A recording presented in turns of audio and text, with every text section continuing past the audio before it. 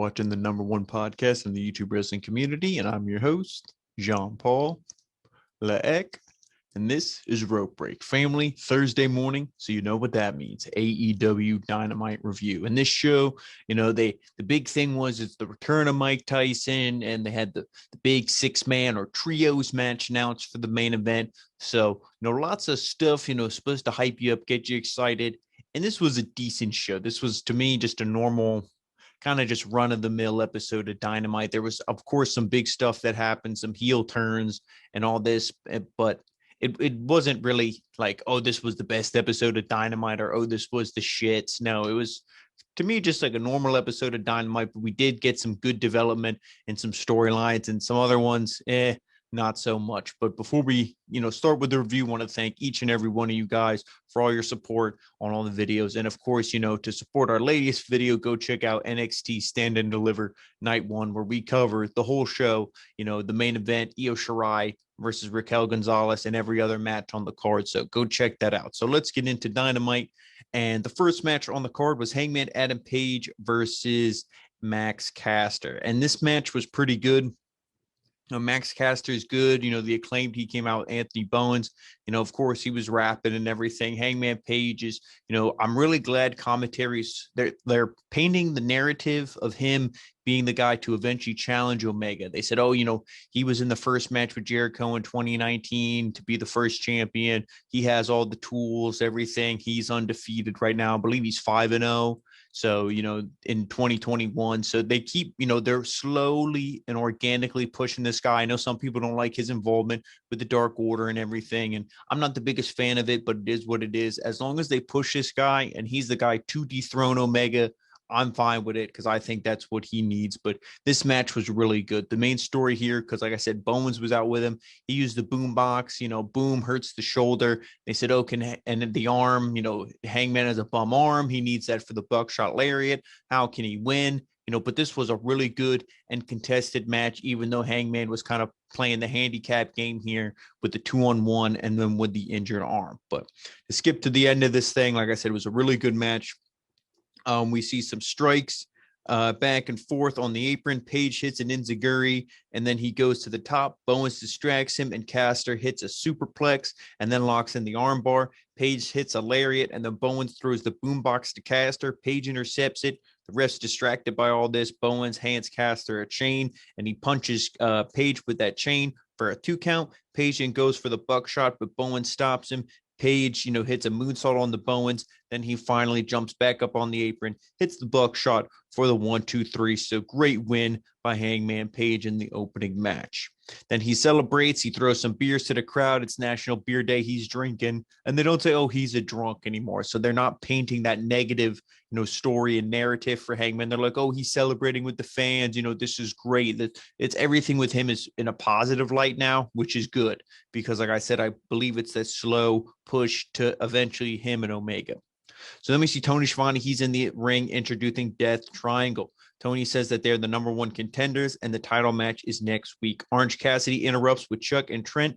Orange says that it's nice to see Death Triangle in the ring again. And the video plays of Death Triangle attacking Orange Cassidy at Revolution and Dynamite in the past and everything. I believe when Orange Cassidy and Pac had the singles match, you see that. I don't know if that was at Revolution, which pay-per-view that was, but they show some scenes from that match. And then Chuck says that they still remember, and Penta calls them crazy. Pac says that they want a shot at the tag titles, but they are far from worthy. Trent says that they have more tag team wins than anybody in the company. And Trent says that they are only out here to give them the heads up that the boys are back in town with an alien now. So I don't understand what Chris Statlander has to do with these guys. She should be in the women's division. This, I feel, only brings her down.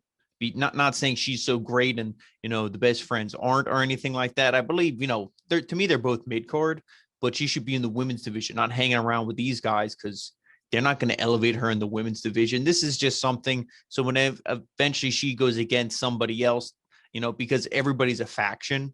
So then they can, the three of them can be out there at ringside in her singles match, whether it's against Penelope Ford or whoever. Ty Conti will have the Dark Order, Bunny or Nyla Rose will have Matt Hardy, Private Party, and all of them, because they just need to have 80 people at ringside. But I do like when Pac said to them, he's like, hey, this is the closest you'll be to being champions, is seeing the future champs, which is us. So, I mean, I don't know. I just want to see the match next week. I don't think they're going to win, unfortunately, but it's one of those things where I wish they would. But if this is going to be a feud between Death Triangle and the Best Friends, I don't want to see it. Then commentary runs down tonight's card. The Inner Circle return is up next. So then, the Inner Circle, they all come out, Judas, everything. You've seen it once, you've seen it 1,000 times. Eventually, after a commercial break, Jericho says the Inner Circle is back in black, and he says that the Pinnacle beatdown taught them a lot. Says that they made a lot of bad decisions lately, and they apologize to everybody. Jericho says that he isn't smart at certain things, like in high school chemistry, but he is smart in pro wrestling. He brought MJF into the Inner Circle to keep him under his thumb, and he wanted to suck the life out of him and until they were ready to kick his ass. He makes fun of MJF's spray tan, says MJF is at the pinnacle of wrestling business, and he says MJF can't wait, but he has big shoes to fill. He's like, instead of trying to be better than Chris Jericho right away, why don't you try to be better than Peter Avalon, Nakazawa, guys like that? Says MJF stole his scarf gimmick. He's like, oh, I have a clipboard in the back if you want to, make the list of other gimmicks that you need to steal, just obviously referencing all his WWE stuff. And then he says MJF would run to the back to see what people thought, after his matches. So he's like, in the wrestling business, we call it a mark, but now I'm going to call it a Mac. So he is just poking fun at him, saying he's a mark for himself. And he says MJF will never be better than him. And Jericho says that Blanchard is nothing more than a third string member of the Four Horsemen. FTR are interchangeable goons. I don't know who they are. Are they Dax? Are they Cash? Are they Smash? Are they Axe? Who are they? Just pretty much saying, look at them. They're two bald guys or, two muscle guys, short hair, bald beards. Like, I don't know who the hell they are. And at the beginning, we didn't know who they were either. We knew their WWE names, and they come over here. Dax, which one's Dax? Which one's Cash? We don't know. So, Jericho's only spitting facts here. And, he says Wardlow's so stupid he needs to strip naked to count to 21. That was pretty funny. And he's like, the Inner Circle, they like to fight, and they will form a human centipede from the Pinnacle with MJF being at the rear. So, and then he says, like, oh, who has a blonde mohawk in 2021? And he's like, people say Sean Spears has a lot of upside and all this stuff. And he's like, the only time he ever, I forget how he phrased it, but he's just like, he called me 10 years ago when he got hired from the Fed, and he's like, oh, what should I do? So he's just making fun of all these guys. So this was really good. But he says that May 5th, the Pinnacle versus the Inner Circle at in a blood and guts match. So we're going to see that, the blood and guts match finally. Fans should be back then by May 5th. So, of course, that'll be a big spectacle. Really good. May 5th is far enough away. I think it can be a decent build, but you really could have stretched this longer. But, it is what it is. And this was a great promo by Chris Jericho. Then when we come back from commercial break, Adaaaa is with Christian Cage. And Cage says that last week was the years of grinding to get back what he lost. And he loved every second of it. Cage says that you have to bring it up a notch, and he makes wrestling level up. Taz interrupts him, and he says that he has a team of men that could help him, and he wants Christian to be part of Team Taz. Taz says that he should just sleep on it. So we see, is that the new feud? Should have been Christian and Omega, because they teased that, when Christian picked up the belt, they had the stare down. Now it seems like that's long forgotten. And, maybe they just did it so whenever they do the match in a month, years from now, they have that footage of it, but don't tease it if you're not going to do it. Don't be like, oh, look at this, and then not do it for 3 years, because that's not long-term booking. That's just, stupid random booking. So I guess we're going to see Team Taz and Christian is the next kind of feud. And then we get the Godzilla versus Kong match. Stupid name. I hate it. They're just trying to cash in off the movie. But this match actually wasn't too bad. The Jurassic Express versus Bear Country. They show a video package and everything. And this was good. Bear Country is pretty athletic for the size of these guys, both 325 plus pounds, 350 plus pounds maybe. These guys are really good, really athletic. Of course, Jungle Boy's in there, selling for him. He's the smallest guy, uses his speed to outmaneuver him. And Luchasaurus is what Luchasaurus is. He's not bad when he does his stuff right, but when he tries to do too much and everything, it gets a little bit But this was still a pretty decent match, for these guys. And it's the first real exposure we had to Bear Country. So that's what I like, because I don't watch Elevation. I don't watch Dark. I don't think a lot of people really do, except the AEW Maxes or Marks. So, they're really the only ones who've seen these guys beforehand, unless you're big in the indie scene. But this was good to see these guys get this first real exposure on TV in a tag team match. At the end of this thing, Luchasaurus, he goes for a double suplex, but they fight out of it. Luchasaurus with some strikes to both men. Boulder with a headbutt on the top rope, and then a big superplex for a 2 count. Jungle Boy breaks it up, and then Jungle Boy with a springboard DDT for a 2 count, and Bear Country with a double team cannonball on the Luchasaurus. That was really cool, though I don't know which is which, but he had the other member on his back, and they did like a big senton in the corner or cannonball in the corner. So that was really cool. 2 count on the Luchasaurus, and then he hits a tail whip. Boulder is then thrown out of the ring, and Bronson gets choke slammed by Luchasaurus, and then a moonsault for the win. So we see Godzilla defeats Kong in this matchup. So pretty good stuff there. The right team won in Luchasaurus and Jungle Boy, so I have no problems with that. Then we see QT Marshall. We see a promo from him and all his guys. And he says, ever since the beginning of his friendship with Cody, he has done all the work. Cody knew he wouldn't amount to shit alone, and he says that that's why he surrounded himself. That's why he left WWE and surrounded himself with vanilla midgets, so he would look better by comparison. But QT says, I don't do that. I surround myself with grown men. He says, a go-go is a mainstream. Solo is not going to be known as somebody's boyfriend. And I forget the other guy's name, but he's like, he won't just be known as a body guy.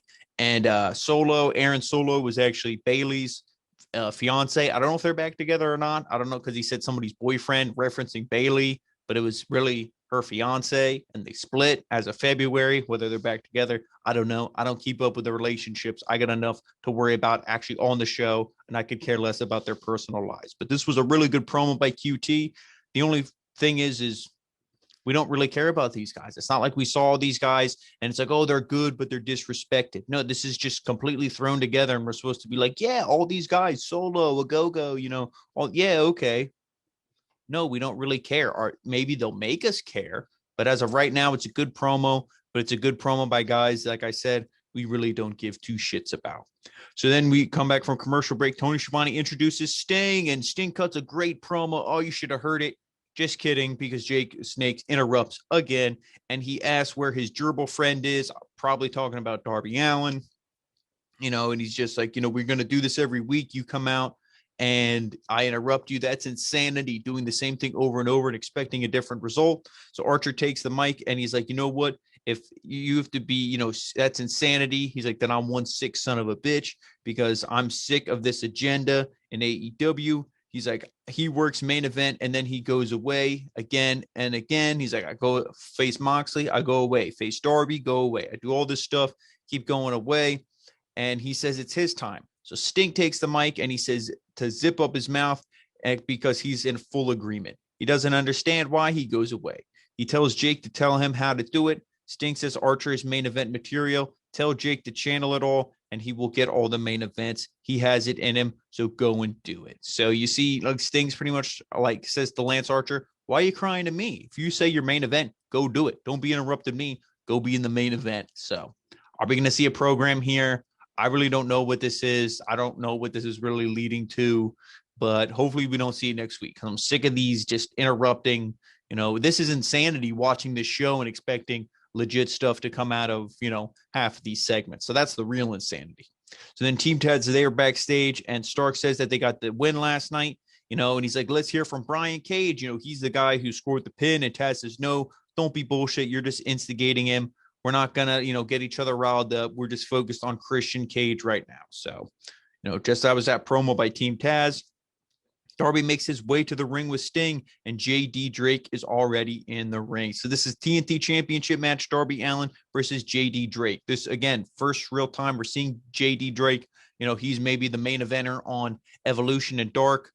What did I say earlier? I don't watch that. I don't think many people do. So this is our first real exposure to this guy, and he's pretty good. Kind of reminds you like old school. He's not the big muscly, but he's big, and he can go, though. He can wrestle. He's a tough guy. You almost kind of say he could fit into like the old territory days, maybe.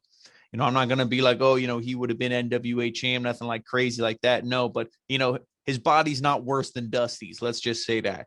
But he actually, was pretty good, pretty agile, really tough, bruiser style, he has. And that matched up good with Darby Allin's kind of just like daredevilish style as well. But of course, JD Drake had Cesar Bononi and Nemeth out there. So, kind of Darby Allin had to deal with the numbers game and all that as well. But at the end of this thing, Drake with a leg lariat from the top for a 2 count. Darby Allin then shots to the ribs. Drake bounces him off the rope and hits a huge right hand. Drake misses a cannonball onto the barricade. Darby with a senton from the top rope to the outside. Then back in the ring, Drake with some kicks in a back corner. Drake with a huge cannonball. Vader bomb for a 2 count. Drake misses a moonsault from the top and then some huge strikes on the top rope. Darby bites Drake's fingers and hits an avalanche code red and then a coffin drop for the victory. So good win by Darby Allin. Good showing by JD Drake as well. I know last week I said, why the hell are we having this match? Still didn't make any sense, but I guess Darby's doing an open challenge, so it could be anybody. But this was a good showing from this guy. Hopefully we see something from him, and he's not going to be like Lance Archer where he has a match and then fades away. But that's probably going to be the case. So then we see a video package showing everything for the main event, trios match. We'll get to that when we get there. Then we come back from commercial break. Marvez is backstage with Jericho, and he's pretty much saying, oh, yeah, May 5th, blood and guts, blah, blah, blah. Boom. MJF and the Pinnacle, they beat down Jericho. They drag him to the ring. They start beating him up. MJF starts strangling him with his scarf. FTR hits a spike pile driver. And then you see Marvez, he's running back. He's like, come on, come on. And you see the Inner Circle. They got locked in their locker room. They're trying to break the door down from the inside. They eventually do. And, then we cut back to the ring and we see, boom, the Titantron or whatever the screen says Mike Tyson. So he comes out, he rips off his shirt. He starts, laying in punches to Spears, beats the shit out of him. The Inner Circle all run out and they, make the save. And Tyson and Jericho, they kind of look at each other. They shake each other's hands, hug. Jericho thanks him and everything. So is Tyson part of the Inner Circle? Is this a 1 week thing? Who really knows? I mean, maybe it causes some excitement to a lot of you, but to me, it was like, like I said, you're doing too much for this. It should have just been, Jericho and them cut that promo, and we don't see anything, and Pinnacle answers next week. It's too much going on, but I'm sure some people love it. So, at least some people love it. Then we see Shivani. He's backstage with Britt Baker, and Baker says that they give people what they want, a title match for the Doctor. And, she's like, this whole ranking system is bullshit. She's like, just give the people what they want, me in the title picture. She's like, because you win matches, you should be ranked number 1, and you're not. So, and she's pretty much speaking the truth because the title or the ranking system and the wins and all that, it's not really by the numbers. It's by what Tony Khan thinks, oh, yeah, they won't actually see because Ty Conti's ranked number 1. Explain that to me. But hey, and she says, like I said, the ranking system's bullshit and she will fix the broken system. And they will, and she's like, the Doctor, will keep getting wins on Dynamite, Dark, Elevation. So, pretty much just stay tuned and watch me. She's like, eventually I'll get my title shot and win. So then we see the Bunny. She enters with the Hardy family office, and Ty Conti is out next with the Dark Order. Oh, and before I actually go into this match, got to go to the end of the Darby Allin match. He got laid out by the Butcher and the Blade and all them. And the Bunny was screaming and going crazy. And then Ty Conti jumped on her and started beating her up, and the Dark Order came out, and that was the end of it. It was, we didn't see Matt Hardy go after him, and Matt Hardy says, next week it's you and me, Darby. At least I didn't see nothing from that, so I didn't understand this attack, completely random, and it wasn't like they jumped right into that match. We saw all this backstage and all these, promos and all this other shit, then we got this match. So to me, that was completely random. I didn't get it. And, that just leads into, what I've been saying every week, that this women's division is really, really bad. It's, it's booked like shit. And, then we get this match with the Bunny versus Ty Conti. But again, 1,000 people are out at this match. You got all the Dark Order, -1, Butcher, Blade, Matt Hardy, too many people. And I mean, it wasn't the worst match I've seen that the women have. But again, it was just, it's just too much shit. Hikaru Shida was out there then at the end and I'm just going to skip right to the end of this thing. I didn't hate it, but I definitely didn't like it. Conti with some forearm strikes. Hardy distracts Conti on the apron. Bunny gets distracted as well. Conti hits the TKO. Bunny kicks out at 2. and then the Bunny with a guillotine over the top rope, and then takes a cheap shot onto Hikaru Shida. And then Bunny hits Conti with the kendo stick, and Shida takes away the kendo stick. Conti hits a superplex, and then a hammerlock DDT for the win. So we see Ty Conti, the number one contender, gets a win here. Babyface versus babyface, a match I'm not interested in at all. Some people are. Everybody loves Ty Conti because she has a cute face and a fat ass. There we go. I'll say it. So, moving on. Then she celebrates with -1 and the Dark Order. Commentary runs down the card for next week and a video package for Red Velvet versus Jade. Again, another match I could care less about, especially when, Red Velvet, who's Brandy 2.0, she pretty much says, oh, you barely beat me on national TV, but let's see if you can actually get the job done. Barely beating you and, beating you and, kicking your ass. It's all the same thing. She got the W. So what do you mean get the job done? She did get it done. She beat you. Stupid promos. Did they actually listen to these to see if they make sense before they put them on TV? Probably not. So then we get the trios match. Jon Moxley and the tag team champions, the Young Bucks, and going against Kenny Omega and the Good Brothers. So 20 minutes of this, way too long of a match. But the story of it were the Young Bucks, were they going to actually beat up Omega? Were they going to hurt their longtime friend? Don Callis on commentary. And Moxley clearly wanted to kill Omega. And then the Good Brothers were just there. And you're just like, what's going on? Are they, can the Young Bucks and Jon Moxley work together? Like they said, there's a little bit of a disconnect here. Commentary selling it. Oh, this is the first time they're really working together. So, that was the main story of this match. But as this thing goes on, Gallows with a kick and then Nick with a missile drop kick, super kick to Anderson, Omega with a Snapdragon suplex, Omega with another Dragon suplex, Moxley hits a lariat, Matt with a pile driver for a 2 count. Then they hit the bang for your buck for a 2 count. Anderson gets sit to the outside. Nick hits the Escalera to the outside. Then the Bucks, they want to hit the BTE trigger on Omega, but they don't. Moxley, he tells him to, do it. He's like, what's wrong with you? They still don't, they're hesitant. He tags himself in. He hits the paradigm shift onto Omega, and then another paradigm shift, and then he gets the rear naked choke. And then the Bucks, they hit a super kick onto Moxley. So you see, there it is. They couldn't turn on their friend Omega, but they were on the fence. They don't, they didn't like him. What were they doing? Now they finally joined up with the Bullet Club, Omega's crew, whatever you want to call them. They joined up with him. And then they hit, then the Kingston comes out to make the save, but the Good Brothers, they beat him down and they hit the Magic Killer on him on the ramp, Magic Killer to Moxley, and then Omega, he's pretty much done after eating the 2 paradigm shifts, and he was getting the rear naked choke or some kind of choke. He, barely makes the cover, crawls onto Moxley, and he pins him for the win. So the winners, Kenny Omega and the Good Brothers. The Young Bucks reluctantly celebrate with Omega and the Good Brothers. And then the Good Brothers, they hold up Moxley. And then the Bucks hit another super kick, and Dynamite ends as the Bucks join Omega, and the crowd chants, "You sold out." They give them the too sweet and everything. So that's how the show goes off the air. So I have no problem with the Young Bucks turning heel and joining with them. To me, I think that was the right thing to do. This whole babyface feuding with Omega and all that, to me, wasn't good. I'd rather see this because, you can do more with this. Now you have a 5-man group. AEW is all about stables. Just make another one, put these guys together. So I have no issue with this. It's just got to see where they go. Is Moxley and Kingston, are they going to join up with somebody? Maybe they get Hangman and the Dark Order. I really don't know where this is going to go. Maybe they'll get Death Triangle because that'll be 5 versus 5.